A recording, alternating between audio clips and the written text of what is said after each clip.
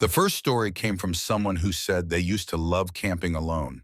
Not the social kind with campfires and music, but the quiet kind. The kind where you drive for hours, lose cell service, and don't see another person for days. They said this happened in their mid-20s during a solo trip through a national forest they'd visited many times before. It was familiar terrain, pine trees, rocky trails, a river that cut through the valley. They'd camped there at least 4 times without incident. That's why what happened bothered them so much. They arrived late in the afternoon and set up camp just off a marked trail. It wasn't an official campsite, but dispersed camping was allowed. No signs, no fire rings, just trees and dirt. As the sun went down, the forest became quiet in a way that felt heavier than usual. No insects, no birds, just wind brushing through the trees.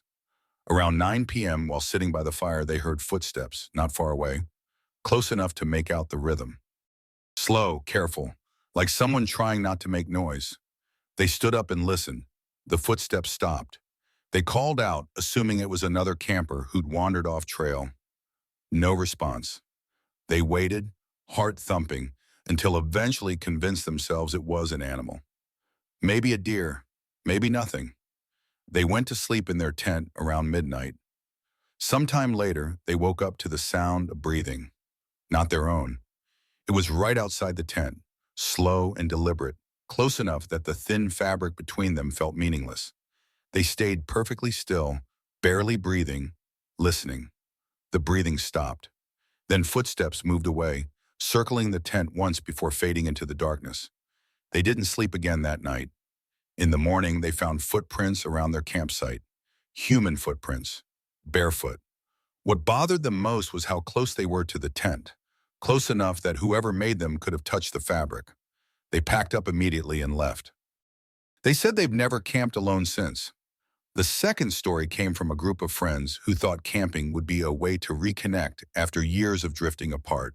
There were 5 of them, all in their late 20s. They picked a remote campground near a lake, hours from the nearest town.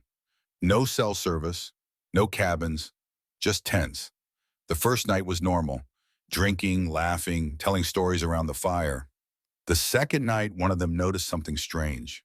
Someone had been walking around their campsite while they slept. There were footprints in the dirt, not animal tracks, shoe prints, leading from the tree line to the fire pit and back. They joked about it at first, assuming another camper had wandered through. That night, they decided to stay up later. Around 2 a.m., they heard something in the woods. A voice. At first, it sounded like someone humming, low and tuneless, just barely audible. They went quiet, listening. The humming moved, slowly, circling their campsite. One of them shined a flashlight toward the sound. The humming stopped instantly. They didn't see anyone. After a long silence, they convinced themselves it was just someone else camping nearby. They went to bed. Sometime before dawn, one of them woke up screaming. She said someone had been touching the outside of her tent, pressing against it, slowly running their hands along the fabric. When they checked, there was no one there. But there were fresh footprints, bare footprints, leading right up to her tent. They left that morning without packing properly. None of them wanted to stay another night. Years later, one of them admitted something they'd never told the group. During the humming, they'd seen a figure standing just beyond the reach of the firelight, watching. The third story came from a father who took his young son camping for the first time. They chose a small, family-friendly campground. Bathrooms, picnic tables, other campers nearby. It felt safe. The first night, the boy kept saying he heard someone whispering outside the tent. The father assumed it was kids from another campsite. The second night, the boy refused to sleep. He said someone was standing by the tent, counting. The father listened carefully, but heard nothing. Around 3 a.m., he woke up to a shadow moving across the tent wall. Not a flashlight beam, a silhouette, standing still. The father unzipped the tent and shined his light around.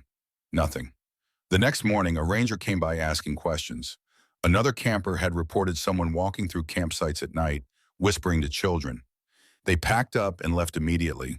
The ranger never followed up. The father said his son still won't sleep in tents, and sometimes late at night he still hears counting.